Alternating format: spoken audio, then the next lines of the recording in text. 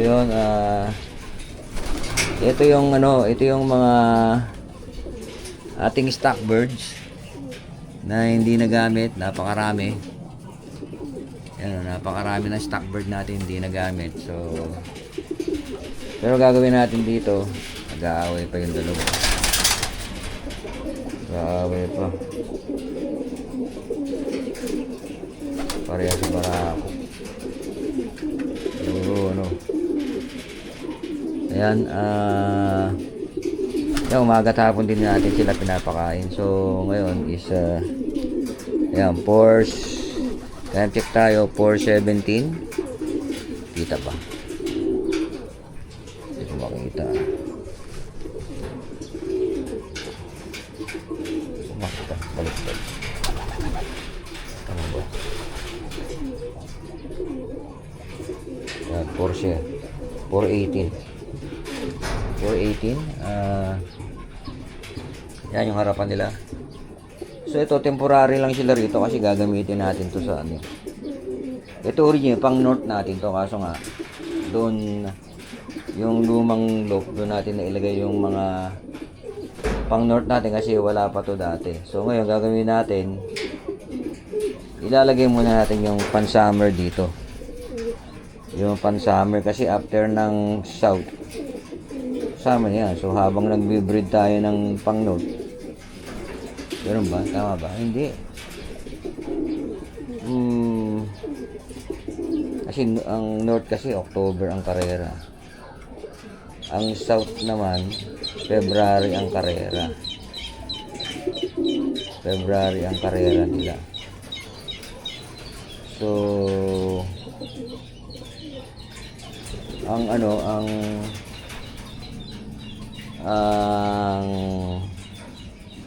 summer bird, March yata yan, March, April, ganun ang summer bird. So kung saan ang bakante rito, doon natin ilalagay yung summer bird natin. Yan. Ito yung gagamitin natin next season. Dito tayo kukuha kasi marami dyan yung tinapalay. Yung tinapalay yung gusto kong, isa sa gusto kong doon tayo makakuha ng pang karera natin. Kasi yung tinapalay na sinasabi ko, linyado yan ng isang kaibigan natin na namatay. Kasi nagkasakit sa bituka. Yan, namatay. Yung may natira siyang mga ibon, ibinenta sa atin ng kapatid niya. So binili ko, 17 yung nabili ko eh. Kasi yun lumalaro yun ng BBC Main, PFC kung di ako nagkakamali, tsaka MMFC. Oo, yung mga yan, nag-overall yung mga ibon niya. Basta pumapasok sa top 10, minsan top 20 yung mga ibon niya. So ibig sabihin yung mga lahi ng mga ibon niya subok yung lahi, subok. Although hindi natin alam, kapitbahay namin sa Karuatan yun. Although hindi natin alam yung kanyang bloodline kasi nga yung logbook hindi namin nakuha. Hindi na raw alam nung kapatid kung saan niya nailagay yung logbook.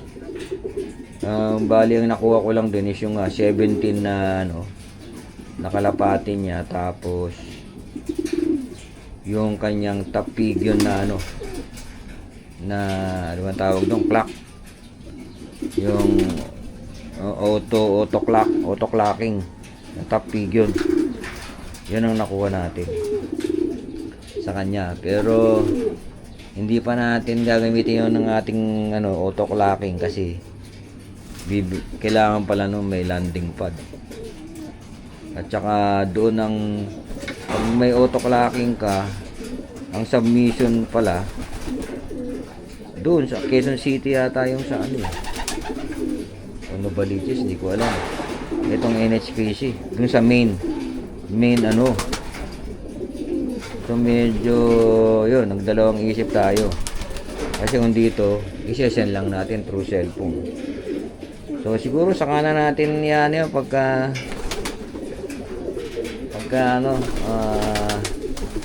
medyo nagkaroon na ng prueba yung ating mga kalapate. So ito, yan, ito yung mga gagamitin natin next season. Mamimili tayo rito. Ayan. Halo yan, babae at lalaki. So, meron pa nga akong itlog eh. Kung mapapansin yun, may itlog dyan. Sila. Yan o. Yan. Pinakita ko lang sa inyo kung anong itsura ng ating mga stock. Ito yung African Black Eagle ko na original yan.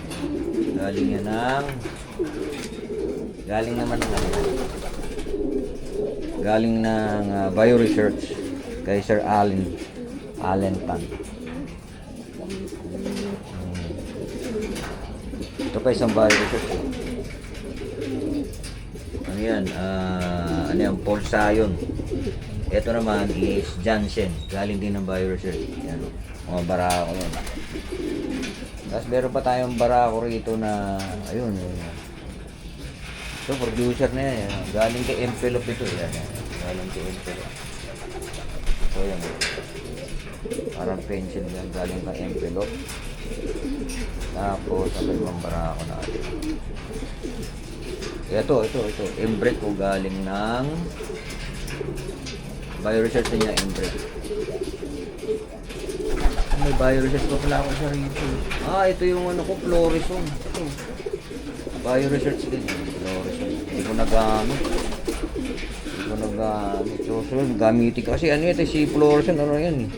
Producer na yan ng ano eh. Sorsogun. Ano ba rito? Ito naman yung ating ano. Yan naman yung Alphonse natin. Barako din yan, Alphonse. Ito yung mga kabisado kong barako eh. So, ayan, nararamdaman na nila nakakain na sila. So, mamaya patutukain ko na sila. Tsaka, i-videoan natin para makita nyo gaano katakaw itong mga to. Yan, magaganda na ang katawan niya kasi umaga at hapon kung kumain yan eh. Kasi nakatutok na tayo. Nakatutok na tayo sa ating kalapate. Hindi na natin inaasa sa ating mga Lokman. Ano, yan. Makita ko lang sa inyo yung mga itsura ng ating mga stock birds. Yan o, megit 40 to. Yan. Hindi pa napapaliguan yan. Lalo na pag pinaliguan ko yan, ang gaganda ng mga balayibo niya.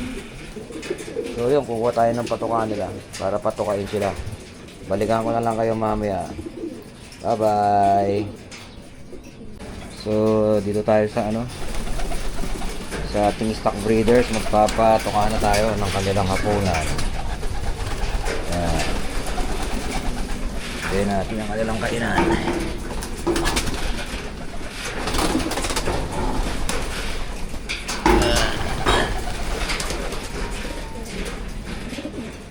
Uhaw na. Hindi natin kainan. Yan. Kunin natin. Hirap na. Isa lang tayo. Wala tayong cameraman. So yun. Maglagay tayo ng patuka.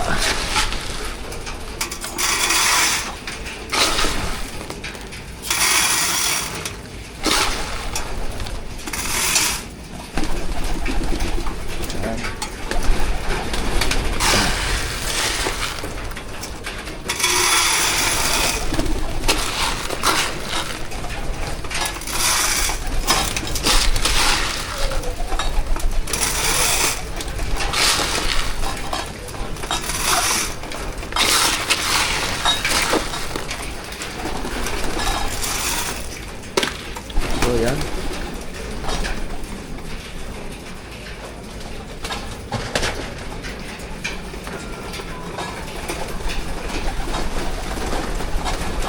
Bigyan natin ang kanilang tubig. Ang tubig nila. Sino. Mainit na naman. Mainit siguro. Ay! Ha? Meron. Ha? Hindi mo nakita yung live ko?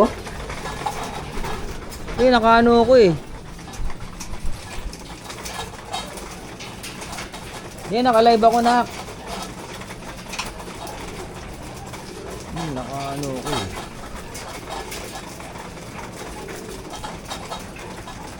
Dalawa nga yung connection ko. Hindi na raw nila nakikita yung live ko. Ba't kaya? Kaya.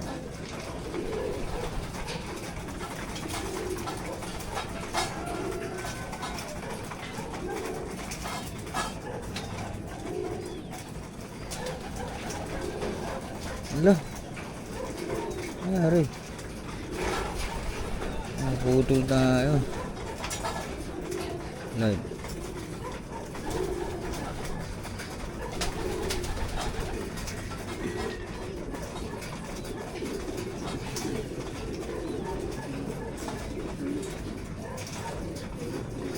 So, parang walang nangyari dun sa live. Ay, saka muna. Sa live natin, nag-live ako eh. Nakuha mo na? Ha? Wala. Ano nga eh? Check mo, check. Itim lang? Yung iba napapanood mo? Ba't ganun eh? Meron naman akong ano eh. Meron akong ano, data, yung pinaload ko sa'yo. Try mo nga mag ano, connect. Dak. Ah? Hindi, meron naman ako dito. Naka-live naman siya. Sabi niya, welcome to live chat. Remember to guard your privacy.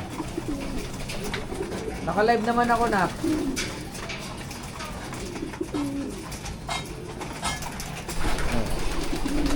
So yan. Pinakita ko lang sa inyo yung ating mga ano. Yung ating mga stocks. Yan yung ating mga stock birds. Yan o. Yan ang gagamitin natin next season.